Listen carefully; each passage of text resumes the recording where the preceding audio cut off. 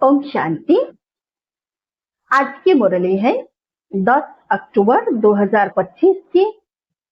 बाबा कहते, मीठे बच्चे, तुम्हें एक बात से एक मत मिलती है जिसे अद्वैत मत कहते हैं।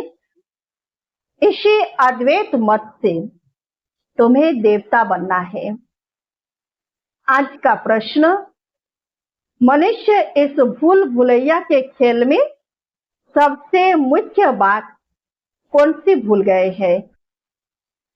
उत्तर है, हमारा घर कहाँ है। उसका रास्ता ही इस खेल में आकर भूल गए हैं। पता ही नहीं है कि घर कब जाना है और कैसे जाना है।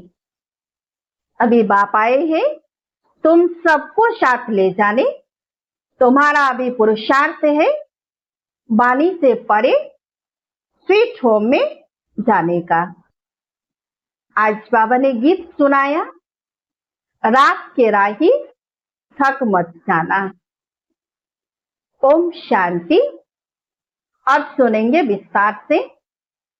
गीत का अर्थ और कोई समझ न सके, ड्रामा प्लान अनुसार कोई कोई गीत ऐसे बने हुए हैं मनुष्यों के जो तुम्हें मदद करते हैं। बच्चे समझते हैं अभी हम तो देवी देवता बन रहे हैं। जैसे वो पढ़ाई पढ़ने वाले कहेंगे हम तो डॉक्टर बैरिस्टर बन रहे हैं। तुम्हारी बुद्धि में है हम तो देवता बन रहे हैं। नई दुनिया के लिए यह सिर्फ तुम्हें ही ख्याल आता है। अमर लोक नई दुनिया सतयुग को ही कहा जाता है। अभी तो न सतयुग है न देवताओं का राज्य है। यहाँ तो हो नहीं सकता। तुम जानते हो यह चक्र घूमकर अभी हम कलयुग के भी अंत में आकर पहुंचे हैं। और कोई की बुद्धि में चक्र नहीं आएगा, वह तो सतयुग को लाखों वर्ष दे देते हैं। तुम बच्चों को यह निश्चय है। क्या निश्चय है? बाबा ने हमें क्या राज समझाया है कि बरोबर यह 5000 वर्ष बाद चक्र फिरता है। मनुष्य 84 जन्म ही लेते हैं, हिसाब है ना। इस देवी देवता धर्म को अद्वैत धर्म भी कहा जाता है। अद्वैत शास्त्र भी माना जाता है। वह भी एक ही है। बाकी तो अनेक धर्म है, शास्त्र भी अनेक है और तुम हो एक। एक द्वारा एक मत मिलती है, उसको कहा जाता है अद्वैत मत, जहां दूसरा और कोई मत नहीं। यह अद्वैत मत तुमको मिलती है देवी देवता बनने के लिए। यह पढ़ाई है ना, इसलिए बाप को ज्ञान का सागर नॉलेजफुल कहा जाता है। बच्चे समझते हैं हमको भगवान पढ़ाते हैं नई दुनिया के लिए। यह भूलना नहीं चाहिए। स्कूल में स्टूडेंट कभी टीचर को भूलते हैं क्या? नहीं। गृहस्थ व्यवहार में रहने वाले भी जाति पोजीशन पाने के लिए पढ़ते हैं। तो तुम भी गृहस्थ व्यवहार में रहते हुए पढ़ते हो अपनी उन्नति करने के लिए। दिल में यह आना चाहिए हम बेहद के बाप से पढ़ रहे हैं। शिव बाबा भी बाबा है, प्रजापिता ब्रह्मा भी बाबा है। प्रजापिता ब्रह्मा आदि देव नाम वाला है, सिर्फ पास्ट हो गए हैं। जैसे गांधी भी पास्ट हो गए हैं, उनको बापूजी कहते हैं, पर तो समझते नहीं, ऐसे ही कह देते हैं। यह शिव बाबा सच सच है, ब्रह्मा बाबा भी सच सच है, लौकिक बाप भी सच सच होता है। बाकी मेयर आदि को तो ऐसे ही बापू कह देते हैं। वह सब है आर्टिफिशियल, यह है रियल। तो लौकिक बाप भी, अलौकिक बाप भी और पारलौकिक बाप भी सब रियल है, सच सच है। बाकी सब आर्टिफिशियल है। परमात्मा बाप आकर आत्माओं को प्रजापिता ब्रह्मा द्वारा अपना बनाते हैं। उनके तो जरूर ढेर बच्चे होंगे। शिव बाबा की तो सब संतान है, उनको सब याद करते हैं। फिर भी कोई कोई उनको भी नहीं मानते। पक्के नास्तिक होते हैं जो कहते हैं यह संकल्प की दुनिया बनी हुई है। अभी तुमको बाप समझाते हैं, यह बुद्धि में याद रखो, हम पढ़ रहे हैं, पढ़ाने वाला है शिव बाबा। यह रात दिन याद रहना चाहिए। यही माया घड़ी घड़ी भुला देती है, इसलिए याद करना होता है। बाप, टीचर, गुरु तीनों को भूल जाते हैं, है भी एक ही फिर भी भूल जाते हैं। रावण के साथ लड़ाई इसमें है। बाप कहते हैं आत्माएं, तुम शतु प्रधान थी, अभी तमो प्रधान बनी हो। जब शांति धाम में थी तो पवित्र थी। प्यूरिटी के बगैर कोई आत्मा ऊपर में रह नहीं सकती, इसलिए सब आत्माएं पतित पावन बाप को बुलाती रहती है। तो परम धाम पवित्र धाम है, इसीलिए कोई भी अपवित्र आत्माएं परम धाम को यानी घर को नहीं जा सकते हैं। तो पवित्र होने के लिए, पावन बनने के लिए पतित पावन शिव बाबा को पुकारते हैं, और आत्माएं जब पवित्र पावन बन जाते हैं तभी बाप के साथ घर जाते हैं। तो जब सभी पतित तमोप्रधान बन जाते हैं तब बाप आकर कहते मैं तुमको शतोप्रधान बनाता हूं। तुम जब शांति धाम में थे तो वहां सब पवित्र थे, अपवित्र आत्मा वहां कोई रह न सके। सबको सजाएं भोग कर पवित्र जरूर बनना है। पवित्र बनने बगैर कोई वापिस जा न सके। भल कोई कह देते ब्रह्म में लीन हुआ, फलाना ज्योति ज्योत समाया, यह सब है भक्ति मार्ग की अनेक मतें। तो बाबा कहते तुम्हारी यह है अद्वैत मत। तो भक्ति में कितना मत मतांतर है, इसीलिए मनुष्य आज भटक गए हैं और भटक जाते हैं। लेकिन बाबा हमें एक मत, अद्वैत मत यानी श्रीमत देते हैं, और उस श्रीमत अनुसार जब हम चलते हैं तो हमारा जीवन श्रेष्ठ बन जाता है, पावन बन जाता है, पवित्र बन जाता है। तो बाबा कहते हैं कि मनुष्य से देवता तो एक बाप ही बना सकते हैं।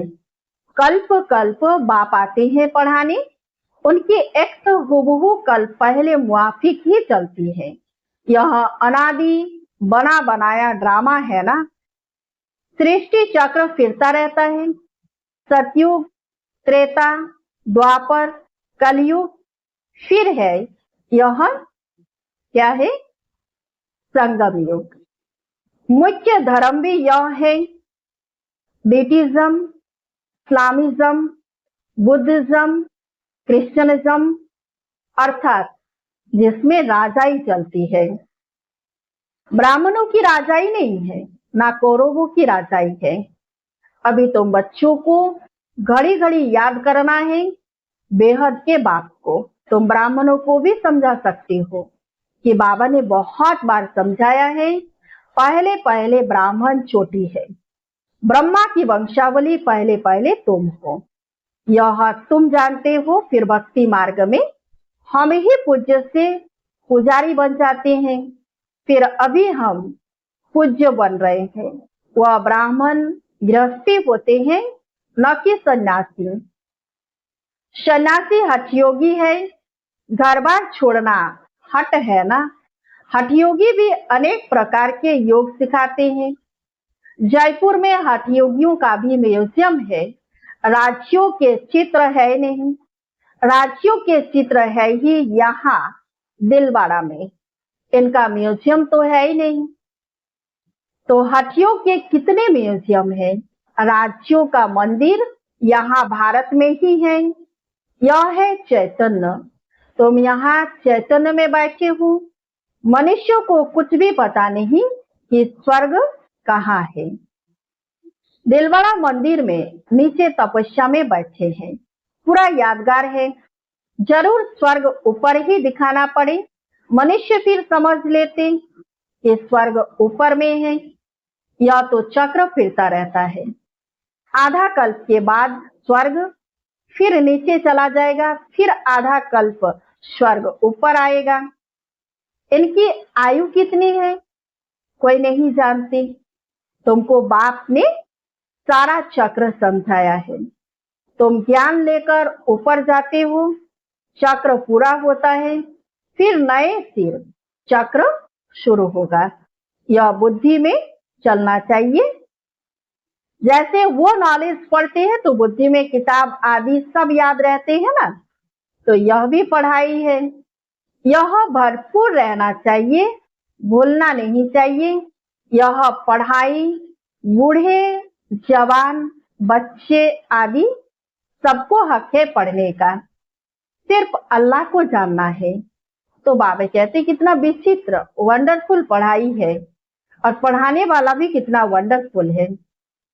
तो इस पढ़ाई में ना कोई एज की बात, ना कोई जाति धर्म वर्ण की बात है। हर कोई इस विद्यालय में पढ़ सकते हैं और पढ़ के अपना भाग्य बना सकते हैं, क्योंकि ये भगवान का स्कूल है और भगवान सभी को मौका देता है। इसीलिए यही वो समय है जो हम भगवान को पहचान करके हम अपना भाग्य बना सकते हैं। तो ये एक ही स्कूल में बच्चे भी पढ़ते, बूढ़े भी पढ़ते, जवान भी पढ़ते, सभी पढ़ते हैं। अल्प को जान लिया तो बाप की प्रॉपर्टी भी बुद्धि में आ जाएगी। जानवर को भी बच्चे आदि सब बुद्धि में रहते हैं। जंगल में जाएंगे तो भी घर और बछड़े याद आते रहेंगे, आपे ही ढूंढकर आ जाते हैं। अब वो बात कहते बच्चे मामे कम याद करो और अपने घर को याद करो जहां से तुम आए हो पार्ट बजाने। आत्मा को घर बहुत प्यारा लगता है, कितना याद करते हैं, परंतु क्या है, बाबा ने क्या कहा कि रास्ता भूल गए हैं। तो जब घर का रास्ता ही भूल गए तब तो मनुष्य भटक जाते ना।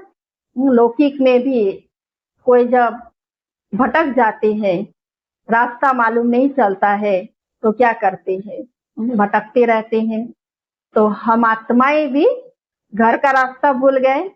अभी बाबा आए हैं सभी आत्माओं को गाइड बन करके ले जाने के लिए।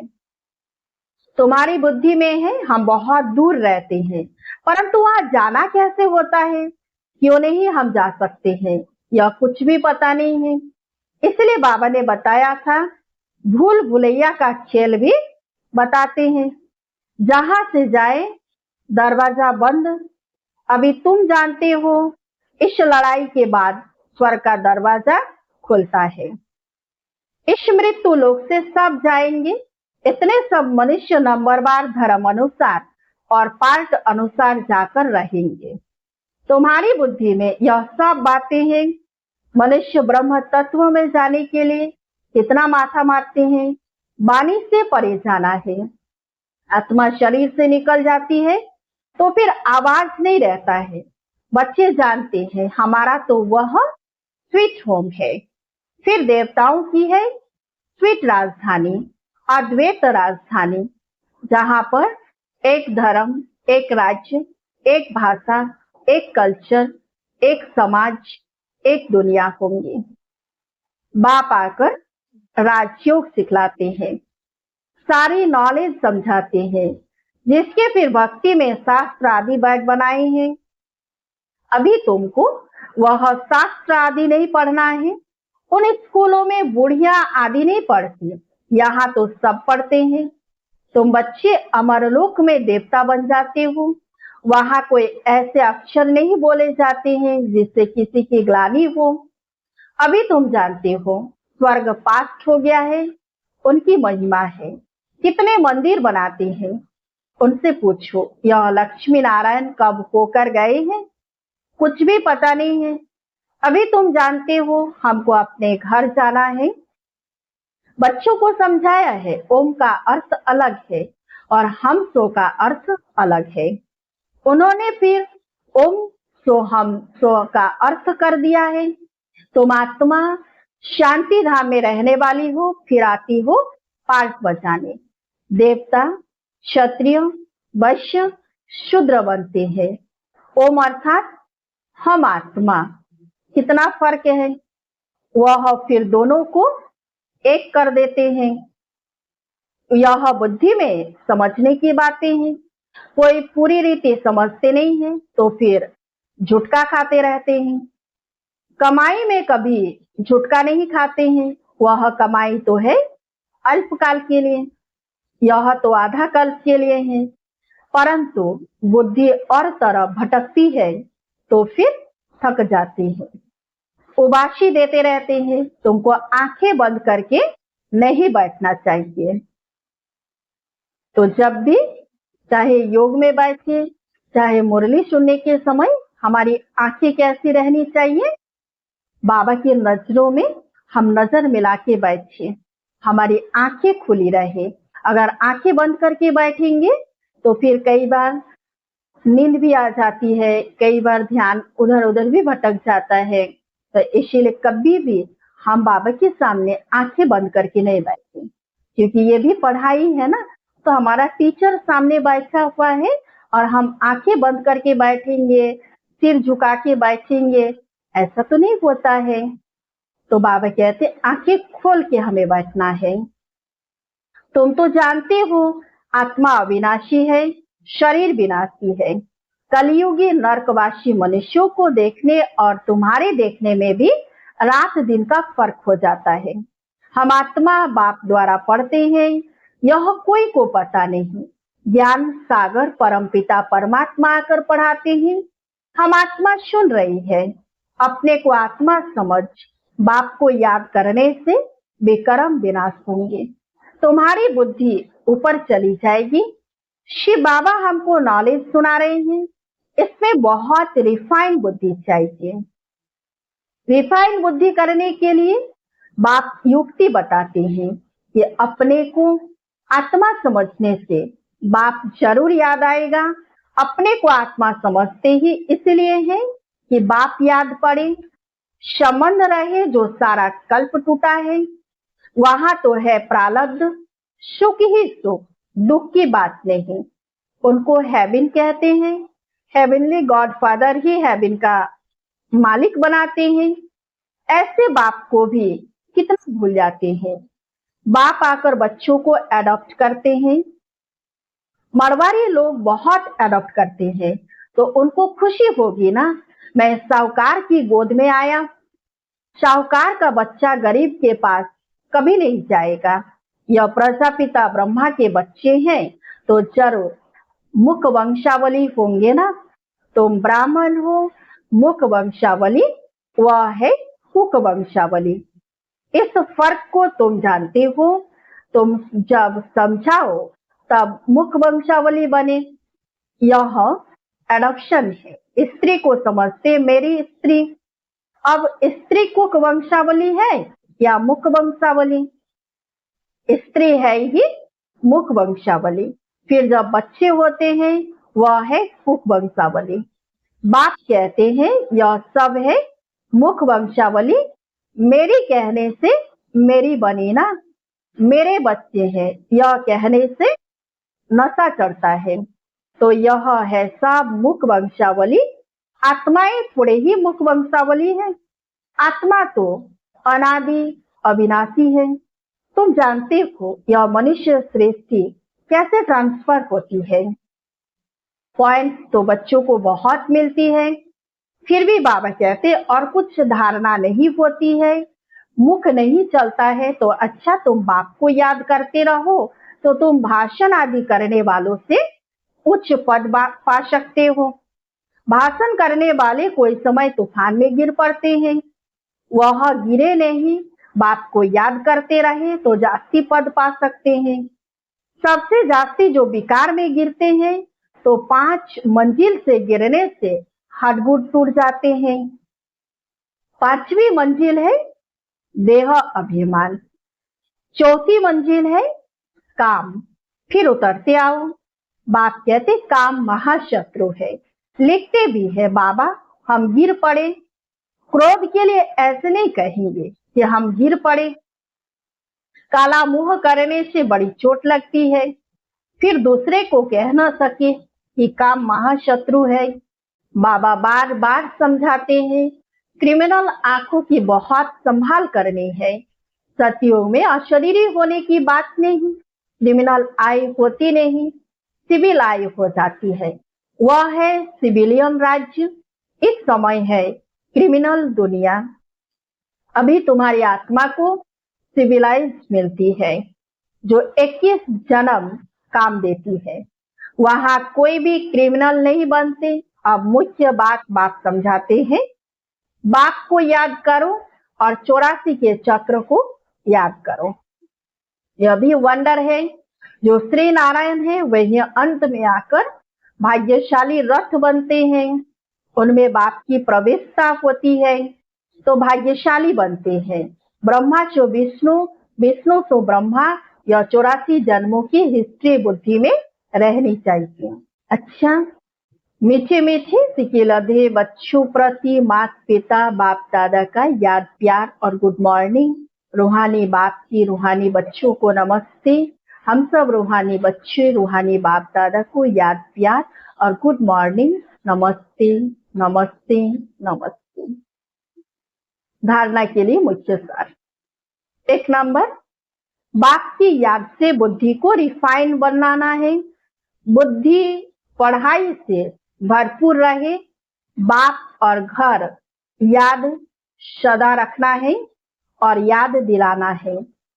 2 नंबर, इस अंतिम जन्म में क्रिमिनल आई को समाप्त कर सिविल आई बनानी है। क्रिमिनल आंखों की बड़ी संभाल रखनी है।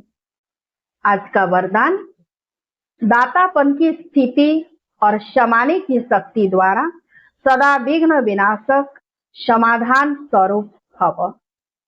विघ्न विनाशक समाधान स्वरूप बनने का वरदान विशेष 2 बातों के आधार से प्राप्त होता है। 1 नंबर, सदा स्मृति रहे कि हम दाता के बच्चे हैं, इसलिए मुझे सबको देना है। रिगार्ड मिले, स्नेह मिले तब स्नेही बने, नहीं मुझे देना है।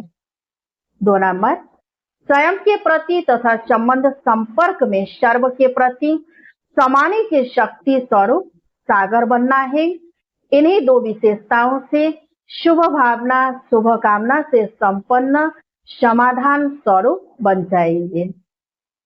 आज का स्लोगन, सत्य को अपना साथी बनाओ तो आपकी नैया यानी नाव कभी डूब नहीं सकती।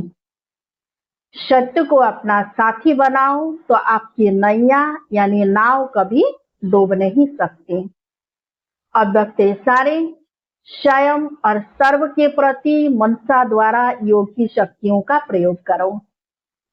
जब मनसा में सदा शुभ भावना और शुभ दुआएं देने का नेचुरल अभ्यास हो जाएगा तो मनसा आपकी बिजी हो जाएगी। मन में जो हलचल होती है उससे स्वतः ही किनारे हो जाएंगे। अपने पुरुषार्थ में भी कभी दिल शिकस्त होते हो वह नहीं होंगे। जादू मंत्र हो जाएगा। अच्छा, हम